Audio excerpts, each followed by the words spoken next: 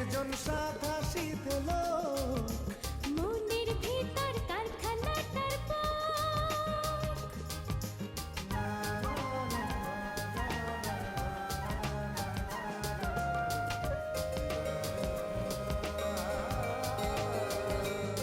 তার ইচ্ছে গাড়ি রাস্তা ছাড়ি, মাঠে ঘাটে নানান বাঁকে, পাগলা মাতাল হাত ছানিটায়।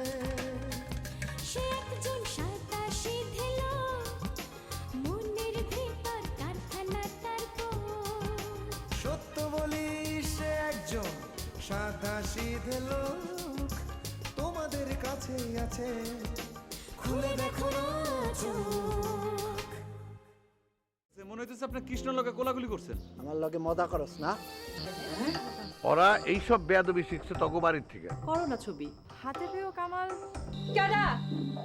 রন্টু, সত্যি কি তোর বাড়িতে ভূত আছে? হ্যাঁ আছে, নাইলে আমগো বাড়ির ছেলে রাতের বেলা ইটা পড়তেছে কেন? তুই নিজের চোখে দেখছিস রন্টু?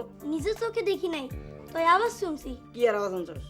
একদিন রাতের বেলা আমার ঘুম ভাঙা গেছিল, তারপর আওয়াজ শুনি আমগো চালের উপর কে জানি হাঁটতেছে। তুই ডরাস নাই?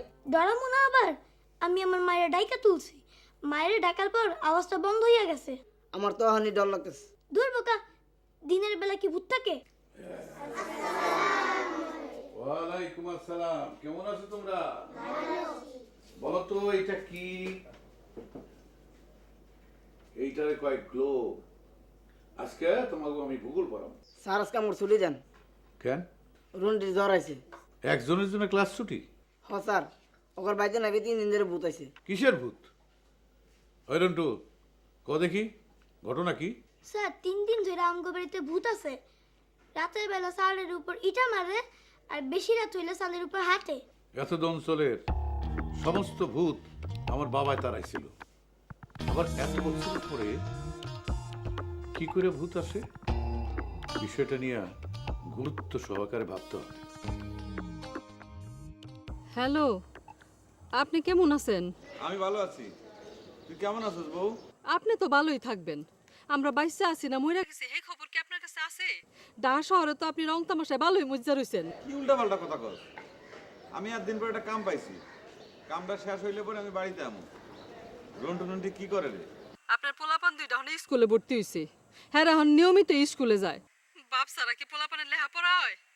আপনি আইবেন কবে বাড়িতে? তোরে কইলাম না, এখন কামের অনেক চাপ, দম ফালানির টাইম নাই। এই কামটা যদি আমি ভালো মতো শেষ করতে পারি তাহলে সামনে মেলা কাম পামু, বুঝছস? হাক্কানি ভাই তাহলে ঠিকই কইছে। আপনি বলে ঢাকা শহরে একটা ফিল্মের মাইয়ারে বিয়া করছেন, হ্যাঁ লিয়া সংসার করতেছেন, হের লিগে আপনি বাড়িতে আহেন না না? তোর হাক্কানি ভাই তো একটা চিটার বাটপার। হ্যাঁ, তো ঢাকা শহরে মেলা মানুষের টাকা মাইরা খাইছে, সব মানুষজন মিলে তারে খুঁজতাছে, পাইলে পরে তারে পিটায় একদম তক্তা বানায় ফেলাইবো, জানোস? বাড়ির মধ্যে অনেক বিপদ, রাইতে ঘুমাইতে পারি না, প্রত্যেক রাইতে ভূত আহে। ভূতের ডরে নুনটি জড়াইয়া পড়ছে। একদিন আইয়া দেখবেন বাড়ির মধ্যে সবাই ময়রা পইরা রইছি। কস কি? শোন, কান্নাকাটি করিস না, আল্লাহরে ডাক। আর আমি তো কইলাম যে কাম কাজ শেষ কইরা যত তাড়াতাড়ি পারি আমি বাড়িতে ফিরামু। আর নুনটিরে দেখে রাখিস, আমার এখন কাজের মেলা চাপ, এখন কথা কইতে পারুম না। আপনি তাড়াতাড়ি করে বাড়িতে আহেন। আচ্ছা ঠিক আছে, রাখি।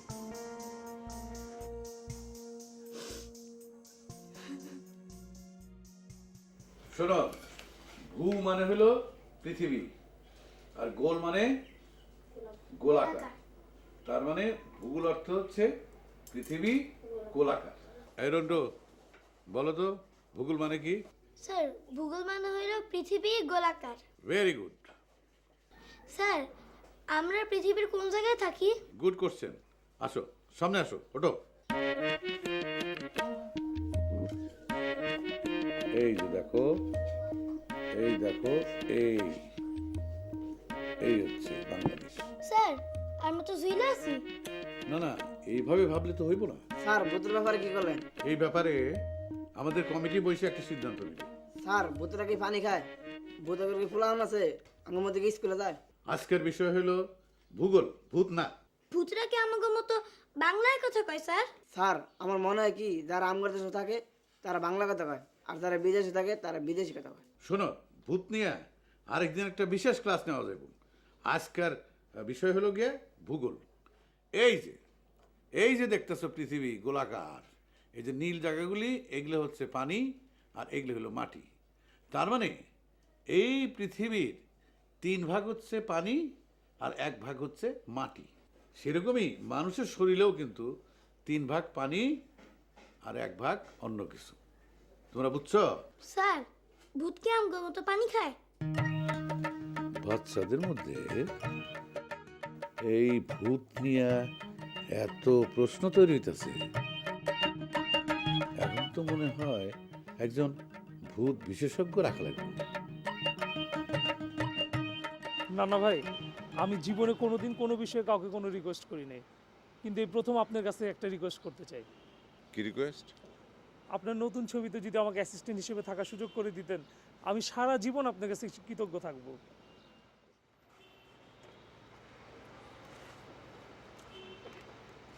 ঠিক আছে, আগে ছবির কাজ শুরু হোক। বস, শুনলাম গৌতম চক্রবর্তী নাকি ক্যামেরাম্যান হিসেবে নিজ থেকে কাজ করতে চাইছে। ভাইয়া রাজি না? ইংল্যান্ড থেকে ক্যামেরাম্যান আনবে। সব খোঁজ খবরই রাখছো দেখছি। আমি আপনাকে ইন্টারনেট থেকে সব ধরনের তথ্য জোগাড় করে দেব, আপনি আমাকে রাখেন প্লিজ। এর চাইতে বড় বাজেটের ছবি আর হবে না। আচ্ছা ঠিক আছে, আমি আগে ব্যাংকক থেকে ঘুরে আসি, ওখানকার পরিবেশ পরিস্থিতি কি বলে দেখি, তারপর না হয় ঠিক করা যাবে। তার মানে কাজ অলরেডি শুরু হয়ে গেছে? আমি প্রথম থেকেই থাকতে চাই না ভাই, আই মিন টেবিল ওয়ার্ক থেকে। না, আমি এখন ওখানে যাচ্ছি যে আসলে বেসিক্যালি রেকি করতে, আর ওখানকার থেকে আমরা কি ধরনের সাপোর্ট পেতে পারি এই বিষয়গুলো ঠিক করতে। আর তুমি চিন্তা করো না, তুমি যেহেতু আমার সঙ্গে রেগে কাজ করেছো, কাজে তোমার একটা অগ্রাধিকার তো থাকবেই। না ভাই, আমার ব্যাপারটা একটু দেখবেন, আমি আমার বেস্ট এফোর্ট দিয়ে কাজ করব। তুমি চাইলে একটা কাজ করতে পারো। বলেন কি কাজ? কিরে, এই তোর এই অবস্থা কেন? তুই কেউ নতুন ভঙ্গ করেছিস নাকি? হ্যাঁ, জানে আলম ভাই আমার রোদের মধ্যে কাম করাইতে করাইতে পুরা ভালাইছে। আমার সোনার বরণ গায়ের রং কামাইলো আমার লগে মস্করা করে, কয় আমি বলে কৃষ্ণের লগে কোলাকুলি করে আসছি। এগুলি কি লাগিয়েছিস সারা শরীরে? জেন্টস পার্লার থেকে ফেয়ারনেস ক্রিম লাগাইছি। আপনি কি এই অবস্থায় রাস্তা দিয়ে হাইটে আসছেন? হ্যাঁ, কিছু দূর রিক্সায়, তারপরে হাইটে আসছি। বলেন কি, রাস্তায় কোনো সমস্যা হয় নাই? কিসের সমস্যা? লোকজন তোকে কিছু বলেনি? না, তাই লোকজন আমার দিকে তাকায় ছিল। আর এই বাসায় ঢুকার মুখে গলিতে একটা বাচ্চা আমার দিকে কান্নাকাটি শুরু করছে। আমি তাড়াতাড়ি ঘরের মধ্যে ঢুকে গেছি। আপনার কপাল ভালো পান্না ভাই, গোয়েন্দা সংস্থার লোকজন যদি আপনারা দেখতো, তাহলে এলিয়েন ভাই বা একদম হাজতে ঢুকায় রাখতো। আচ্ছা, যা বাথরুমে যাবি, বাথরুমে গিয়ে সব পরিষ্কার করে দিবি, যা। ভাই আমার সর্বনাশ করেন না, আমার 3 দিন কোনো কাজ নাই। আমি ঠিক করছি 3 দিন পরে একেবারেই গোসল করব। বলেন কি, 3 দিন আপনি গোসল ছাড়া এই অবস্থায় থাকবেন? এইটা কোনো ব্যাপার না, সমস্যায় পড়লে বিড়ালও মান্দার কাছে উঠে, বুঝছেন? তোর প্রবলেমটা কি যে তোকে 3 দিন এইভাবে থাকতে হবে? কি প্রবলেম কি তোর? হাতে ধরে আমি আমার সোনার বরণ হারাইছি, সেইটা ফেরত পাওয়ার জন্য আমার এইটুকু কষ্ট করতেই হবে। এই এই শোন শোন, গাধা কোথাকার, কিছুদিন রেস্টে থাকলে এমনি ঠিক হয়ে যাবে, তোকে এই ভং ধরতে হবে না। যা যা যা। বাইরে আমি জানি আমি কি ধন হারাইছি, আপনার তো নাই, তাই হারানেরও ভয় নাই। এই শোন, কালকে আমি বাড়ি যাচ্ছি, আব্বা তোকে চুরির অপরাধ থেকে ক্ষমা করে দিয়েছে। তোকে ফোন করতে বলেছে। জীবনে তো আর ভং কম ধরলি না, এবার একটু ভালো হ, ভালো হ, মানুষ হওয়ার চেষ্টা কর। কি বলেছি বুঝছিস? যেহেতু আমাকে মিটিং আজকে ভূত ঠেকানোর মিটিং, সেহেতু খেয়াল রাখতে হইব যাতে ভূত আমাকে কোনো ক্ষতি করতে না পারে।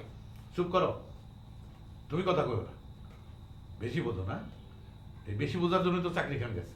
আমার মনে হয় ভূত টুত কিছু না, অন্য কোনো ব্যাপার আছে। ডাক্তার, তুমি ঠিকই বলছো ডাক্তার। আমার মনে হয় সয় সম্পত্তির কোনো ব্যাপার হতে পারে। ওই ভূতের ডর দেখে ওকে যদি বাড়ির থেকে বাইর করে দেওয়া যায়, তাহলে দখলটা নিতে সুবিধা হয়। কাজী সাহেব, আমার কাছে বিষয়টা অন্যরকম মনে হইতেছে। কি বিষয়? মনে করেন ওই বাড়িতে একটা মহিলা একা একা থাকে, সেও তো একটা রেপ কেসের ঘটনা ঘটতে পারে। এরকম কেস আমি অনেক হ্যান্ডেল করছি। আপনার সন্দেহটাও গুরুত্বপূর্ণ, কিন্তু আমাদের ডিসিশন নিতে হবে যে আমরা কোন বিষয়টা নিয়ে আগাবো। কাজী সাহেব ঠিক বলেছেন, আমি আপনার সাথে একমত। আমিও একমত। ঠিক আছে কাজী সাহেব, আমি আমার তরফ থেকে সব ধরনের সাহায্যের আশ্বাস দিতেছি। আপনার তো কিছু হইলেই আপনি ফোর্স নিয়ে আসেন, এখানে কিন্তু বিষয়টা সেরকম না। আমাদেরকে খুব সাবধান হয়ে আগাইতে হবে, আমাদের বুঝতে হবে বিষয়টা কি। তাহলে কি আপনি মনে করেন যে ওই বাড়ির পিছনে একটা ইনফর্মাল লাগাই দেই, সবসময় বাড়িটার একটা নজরদারির মধ্যে রাখলো? তাহলে আগের থেকে টের পেয়ে যাবে। আর আপনার ইনফরমারগুলি হলো এক একটা বোকার হদ। আমাদের যেটা করতে হবে, আমাদের আগের থেকে একটা ফাঁদ পাততে হবে। ভাত? হাত হ্যাঁ, ফাঁদ। শোনেন, সবার কাছে বাঁশি থাকবে, একটা বাঁশি বাজার সাথে সাথেই সবগুলি বাঁশি বাইজে উঠবে। কারো হাতে থাকবে বাঁশি, কারো হাতে থাকবে লাঠি। Very good idea. শোনেন, কামালের বাড়ির চারপাশে আমাদের লোক থাকবে, আপনিও থাকতে পারেন, কিন্তু সিভিল ড্রেসে, পুলিশের ড্রেসে না। ধরতে পারেন এইটা হচ্ছে একটা মিশন, মিশন টু কামালের বাড়ির ভূত। এইবার ভূত ধরা খাইব, আর ভূতের ধরতে পারলে আমার খুর দিয়ে একটা কান কাটটা দিব। হ্যাঁ, এইটা তুমি খুব ভালো পারো, কারো কান কাটো, কারো গাল কাটো, এটা সবাই আমরা অবগত আছি।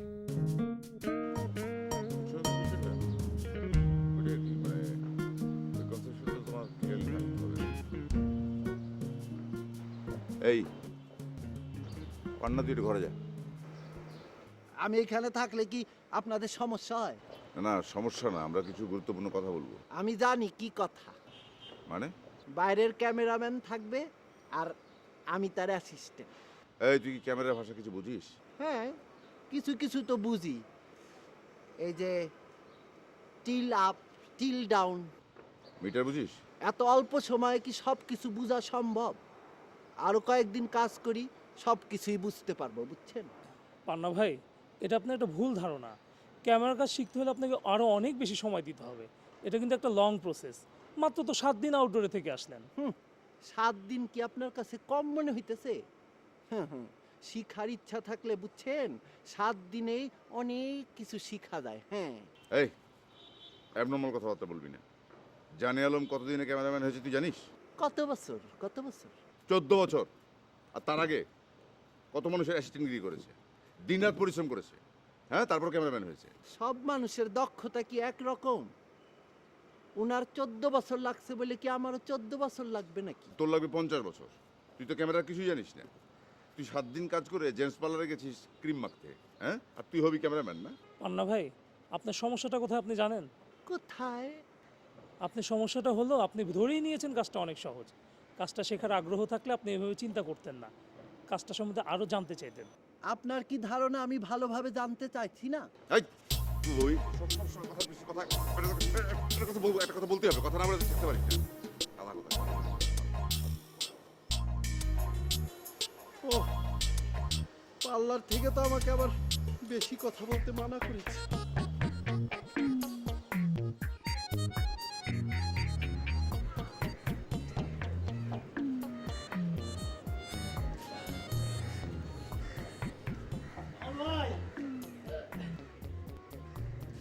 তুমি তো হিট, সবাই তোমার খুঁজতেছে, চারিদিক খালি তোমার নাম শুনতেছি। কেন? তোমার সততার প্রশংসা শুনে সবাই খুব খুশি হয়েছে। লাইলা আপা তোমার কথা সবাই কয়ে বেড়াচ্ছে, প্রোডাকশন হিসাবে তোমাকে এখন সবাই চাচ্ছে। সবকিছু সম্ভব হয়েছে সিরাজ ভাইয়ের লাইগা। হ্যাঁ, এই কথা তুমি ঠিকই কইছো, কিন্তু তুমি এখানে চুপচাপ বসে আছো কা? কারণ ভাই, তোমার মনটা কি খারাপ? হরে ভাই, আমার মায়ের শরীরটা খারাপ, মায়ের নাকি জ্বর আইছে।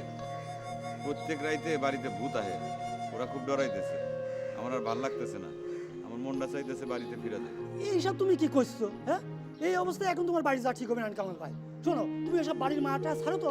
মায়ের আর জ্বর, ওরা দেখতে একবার মন চাইতেছে। কামাল ভাই শোনো, আমার কথাটা শোনো। তোমার বউ তোমাকে মিথ্যে কথা কইছে, বুঝতে পারছো? আর তাছাড়া এই আজকাল এসব ভূত পেতনি জিন বলে কিছু আছে নাকি? হ্যাঁ, আর তাছাড়া ছাওয়াল পালার একটু জ্বর সর্দি এসব হতেই পারে, তাই না? তারপরে তুমি বাড়ি যাবা কা? আর এই বাড়ি যাওয়ার সময় কি শেষ হয়ে যাচ্ছে? সারা জীবনই তুমি বাড়িতে যাবে না। শোনো কামাল ভাই, তোমাকে এখন সবাই কিন্তু কাজে চাচ্ছে, আর কয়দিন পর তোমাকে কিন্তু নাও চাতে পারে। তুমি বুঝে দেখো, হ্যাঁ, তাহলে কি তোমার বাড়ি যাওয়া ঠিক হবে না? তুমি এই সুযোগটা কাজে লাগাও। আমার মনে হয় তুমি ঠিকই কইতাছো, আমার বউ চালাকি করে আমার বাড়ি নিতে চাইতেছে। এই তো কামাল ভাই, তুমি ঠিক বুঝতে পারিছো। কামাল ভাই, তুমি চিন্তা করো, তোমার আগের দিনের কথা কি তুমি ভুলে গেছো? কত কষ্ট করে তুমি দিন কাটাইছো, হ্যাঁ? চোরের অপবাদে এই এফডিসি থেকে তোমার খেতা দিতে চাইছিল, হ্যাঁ? তুমি তখন কিন্তু যাওনি। আর এখন তোমার কাজ করার সুযোগ আইছে, সবাই তোমার খুঁজে বেড়াচ্ছে কাজে নিয়ে আসছেন, হ্যাঁ?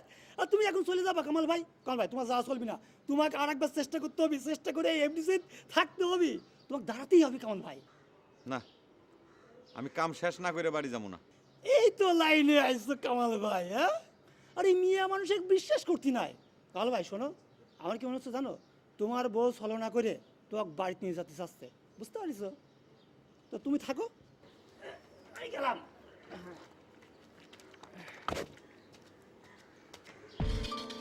চলো না মই, শাপলা তুইও চলো না মই।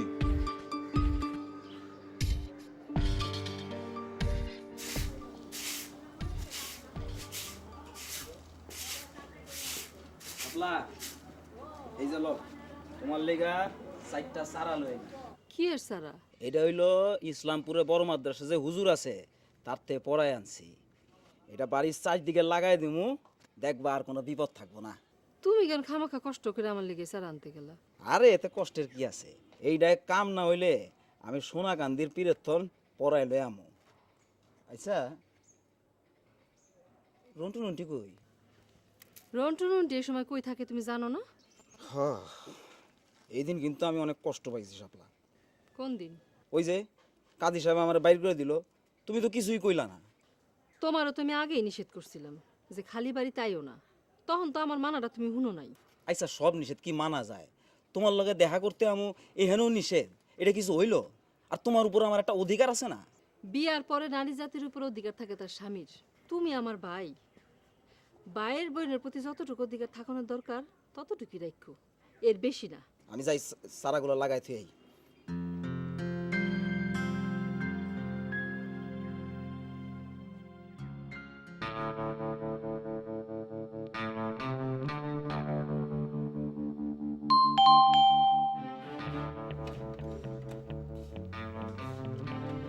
আপনি সুস্থ আছেন তো? সারা গায়ে কি লাগিয়েছে? ফেয়ারনেস। আপনার সারা শরীরে নিশ্চয়ই খুঁজলে পাচার হয়নি। আমি ভালো আছি, আপনি কারে যান? নানা সাহেব আছেন? কে? ও আসুন আসুন আসুন।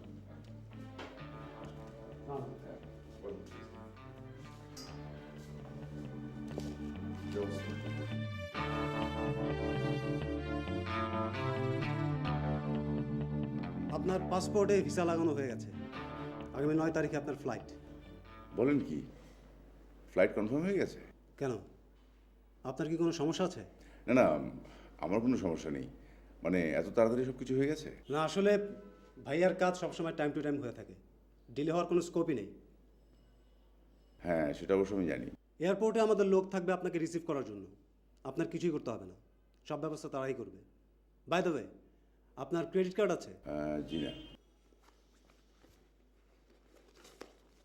এটা রাখুন, এখানে 5,000 আছে। 5,000 কি? ডলার। ও কিন্তু এত কেন? লাগবে, হোটেলে থাকবেন, অনেক খরচপাতি আছে। আচ্ছা, আপনার ব্যাংক অ্যাকাউন্ট আছে? জি আছে, অগ্রণী ব্যাংকে। অগ্রণী ব্যাংক? আচ্ছা ঠিক আছে, কালকে HSBC-তে আমি আপনার একটা অ্যাকাউন্ট খুলে দিচ্ছি উইথ ক্রেডিট কার্ড। ওকে? আচ্ছা ঠিক আছে। আচ্ছা আপনি একটু বসুন, আমি একটু আসছি, জাস্ট মিনিট।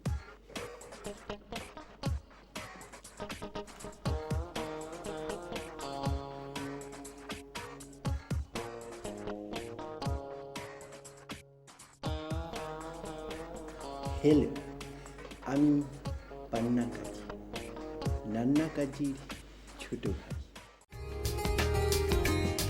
তার ইচ্ছে ঘরে নাটাই ছাড়ি ঘুরে ঘুরে নানান মতে পাগলা মাতাল আকাশবাই। সে একজন সাদা শীত লোক, মনের ভিতর কারখানাটার পর সত্য বলি সে একজন সাদা শীত লোক, তোমাদের কাছেই আছে, খুলে দেখো না চোখ।